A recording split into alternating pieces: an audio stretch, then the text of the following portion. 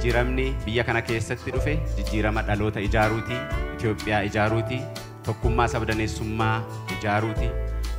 jaalala ijaaruuti kana ijaaruudhaaf immoo akka muummichi ministeera keenya kabajamoo Dr. Abiy Ahmed irra deddeebi'anii jedhan Itoophiyaa fayyisuu yoo barbaachise dhaloota borii irratti ijoollee ol guddattu irratti hojjechuun barbaachisaadha kan jedhan san gara qabatamaatti hojii qabatamaatti jijjiirree dhaloota dinagdee beeku dhaloota siyaasa beeku dhaloota jaalala biyyaa beeku dhaloota carraa hojii beeku dhaloota humna ofii fayyadamee iyyummaa keessaa bahuudhaaf tattaafatu ijaaruu keessatti ijoollee sammuu qulqulluudhaan barsiisuun guddisuun kunuunsuun jaalala akka qabaatan taasisanii akka guddatan taasisuun baay'ee murteessaa waan ta'eef tajaajilli pireesii Itoophiyaa kana hubatee karoorsee tarsiimoodhaan ijoollee ijaarraa dhaloota borii ijaarraa jedhee itti yaadee kana qopheessuu isaatiif baay'ee galatoomaa ulfaadhaa jechuun barbaada.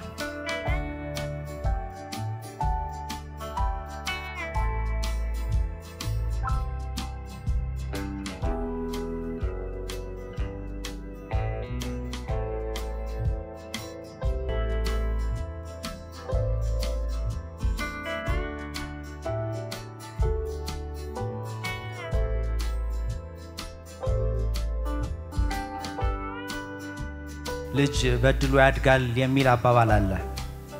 ይህን አባባል በሚገባ ብናጤነው ከልጆች አስተዳደግ አንፃር እንዲሁም ከሀገር ከትውልድ ግንባታ አኳያ ያለብንን ሀገራዊ ስብራት ቁልጭ አድርጎ ያሳያል ብዬ አስባለሁ ምክንያቱም አባባሉ አንደኛ በቤተሰብ ደረጃ የልጅ አስተዳደግ ሂደትን እንዲሁም በሀገር ደረጃ የትውልድ ግንባታ ስራን በተጠናና በስትራቴጂ የሚመራ ከማድረግ ይልቅ በመጠኑ ለእድልና ለጣፈንታ የሚጥል አሳልፎ የሚሰጥ በመሆኑ ነው እንደሚታወቀው በአገራችን ከ15 ዓመት በታች የሆኑ ልጆች ቁጥር እጅግ በጣም ከፍተኛ ነው ግማሽ ያህል አካባቢ ይሆናል ነገር ግን በሚዲያና ኮሙኒኬሽን ስራዎቻችን ምንም ያልተዳሰሰ ወይም በጣም በእጅጉ አናሳ በሆነ መንገድ ተደራሽ የሚደረግ የህብረተሰብ ክፍል ሆኖ እናገኘዋለን ይሄን አያያዛችንን ሰፊ ሆኖን የህብረተሰብ ክፍል ያገለለ አካሄዳችንን ስንታዘብ እውነትም ልጅ በድሉ ያድጋል የሚለው አባባል ውስጣችን እንደዘለቀ ማሳያ ይሆናል በሌሎች ሀገራት ለልጆች ተብለው በመደበኛነት የሚታተሙ መጽሔቶች ከጀመሩ 50 እና 100 ዓመታት ተቆጥረዋል ለዋቂዎች ተብለው የሚዘጋጁ መጽሔቶችን ለልጆችና ለህፃናት አምሮ እንዲስማሙ አድርጎ በመቀየር ሁሉን ነገር እንደ ደረጃቸው ያወቁና እየለመዱ እንዲያድጉ በሚያስችል መልኩ ማዘጋጀት ዘመናትን ያስቆጠረ ታሪክ አለው በሌላው ዓለም ላይ እኛ እንደ ሀገር ከመደበኛ መማሪያ መጽሐፍት ውጪ ልጆች ስለ ዓለም ነባራዊ ሁኔታ የሚያውቁበት የሀገራችንን ታሪክ ባህልና ሴት የሚማሩበት የንባብ አቅማቸውን የሚያዳብሩበት ክሎትና የውቀት አድማሳቸውን የሚያሰፉበት እንዲሁም በየዘርፉ ካሉ የስነ ጽሁፍ ስራዎች ጋር የሚተዋወቁበት የህትመት ውጤቶች እንብዛም የሉንም ማለት ይቻላል በእንቅርት ላይ ጆሮ ደግፍ እንዲሉ እኛ እንደ ሀገር ከመደበኛ መማሪያ መጽሐፍት ውጪ ልጆች ስለ ነባራዊ ዓለም ሁኔታ የሚያውቁበት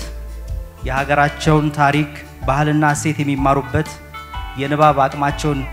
የሚያዳብሩበት እንዲሁም ክህሎትና የውቀት አድማሳቸውን የሚያሰፉበት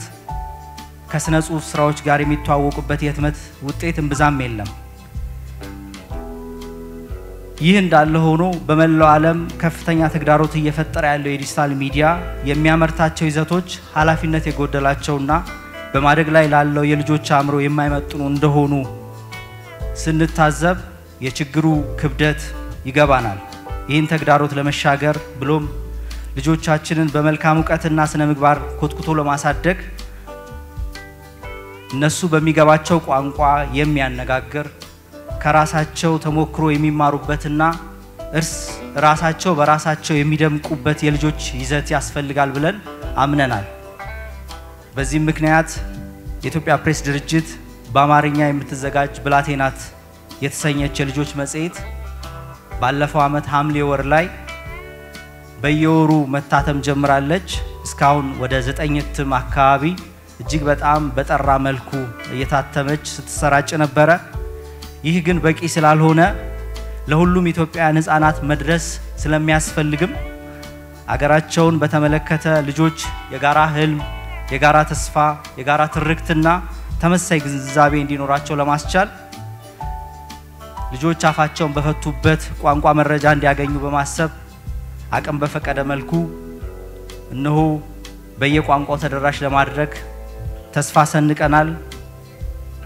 መድረስም እንዳለብን እናምናለን። ለተግባራዊነቱ እንተጋለን። ናኦታም የዚህ ዓላማ አንድ ፕሮጀክት ናት። በዚሁ አጋጣሚ የልጆች ጉዳይ ትውልድን የማነጽ ዓላማ የሁሉም ኃላፊነት ነውና ይህ ከግብ ይደርስ ዘንድ ሁሉም ባለድርሻ አካል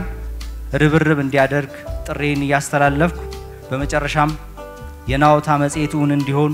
ሐሳብ ከማዋጣትና በዝግጅት ለተጋችሁ በሙሉ ለአበርክቷችሁ ልባዊ ማስጋናዬን አቀርባለሁ።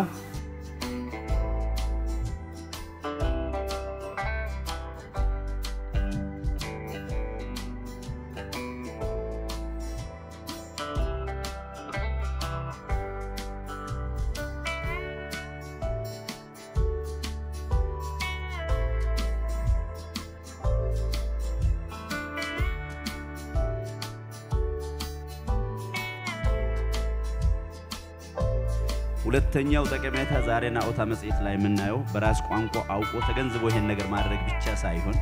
ተመራማሪ መሆን ብቻ ሳይሆን መልካም ሐሳብና ልጆችን የሚመጥን ንባብ ያነበቡ ይሄዳሉ። ይሄ ለኛ ትልቅ እድል ነው። አንደኛ ክፍለ ዘመን የፈጠረው የዲጂታል ዓለም ሳናሰላስል ሳናገናዝብ ዝም ብለን የምንወስደው ልጆች የማንበብ ልምዳቸውና ባህላቸውን እያሳደጉ ነገ ተመራማሪ የማያነብ ሰው እንደምታውቁት ብዙ መጻፍ አይችልም። ነገር ግን ሕፃናት ከስር ጀምሮ እንደዚህ አይነት መጽሔቶችን ያነበቡ ማደጋቸው የንባብ ባህል ማደግ ብቻ ሳይሆን ነገ ጸሐፍት እንዲፈጠር ትልቅ እድል የሚፈጥር ነውና የናኦታ መጽሔት ዛሬ በዚህ ደረጃ በኦሮሚያ ብሔራዊ ክልላዊ መንግስት መጀመር ብዝሃነትን ማስገድ ብቻ ሳይሆን ከልብ አዋቂዎችን የመፍጠር ነገ አዋቂዎች፣ ሳይንቲስቶች፣ ተመራማሪዎች እንዲፈጠሩ ትልቅ እድል የሚሰጥ ነውና በድጋሚ እንኳን ደስ አላችሁ ልል ፈልጋለሁ። ከዚህ በተጨማሪ እናንተም ቅድም እንዳነሳችሁት የኢትዮጵያ ፕሬስ ድርጅት ኦፍ ኮርስ ሁሉ ሚዲያ ተቋሞቻችን ባለፉት 4 እና 5 ዓመታት የተደረጉ ሪፎርሞች ስረ መሰረቱን እየተከለ ያጸና እያደገ ይሄደ ያለበት ሁኔታ ነው። ፕሬስን ለየት የሚያደርገው ደግሞ